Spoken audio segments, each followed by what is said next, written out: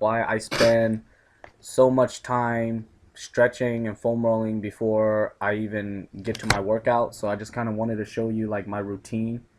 And pretty much every day before I squat, deadlift, or bench, I take a softball or foam roller or lacrosse ball and I loosen up my hip and pretty much all three sides of my thigh. So the inner, the middle, and the outside. And I pretty much just roll on it, so it's like a self massage, and I'm loosening up all the muscles and all the tendons and fascia.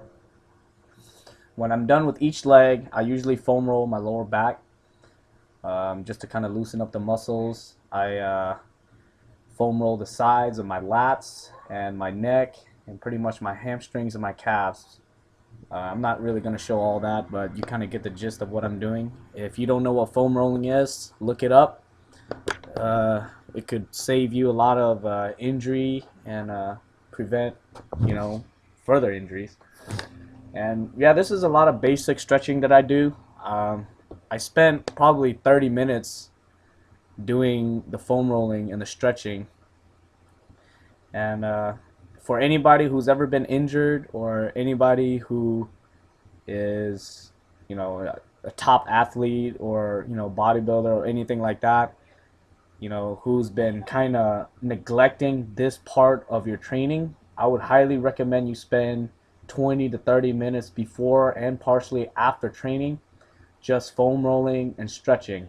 And trust me, your body's going to thank you in the long run, because the more flexible you are now, the better your body's going to be when it grows older, especially when it becomes more stiff after all the training and all the other stuff that you do. So it's really important that you make this into a habit or make this into like a ritual that you do before you train, because if you don't, then you're going to have a lot more problems than you should have. And I made the mistake of messing up my right shoulder and my left hip flexor. So now before I do any training, I make sure my entire body's loose and ready to go, because not a lot of people think about this, but you should.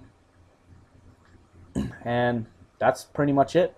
Loosen up my all of my legs, my hips, my glutes, my upper back, lower back, mobility on my hip joints, stretch out my chest, do arm circles and stuff. And when your body is able to perform full range of motion, you're ready to lift in the most safe possible way. And I know this is, like I said, like a newbie topic, but then again, what a lot of us don't realize is that after we have, let's say, a year or two of training under our belt, most of us tend to think we're too good to stretch and do this and that. But I tell you, the more advanced you are, the more you need to stretch and foam roll, because high level athletes tend to do more weights and tend to perform better. So in that aspect, it's like, if you have a faster car, you're going to need better parts, right? You're going to need to take care of your car more if it runs faster.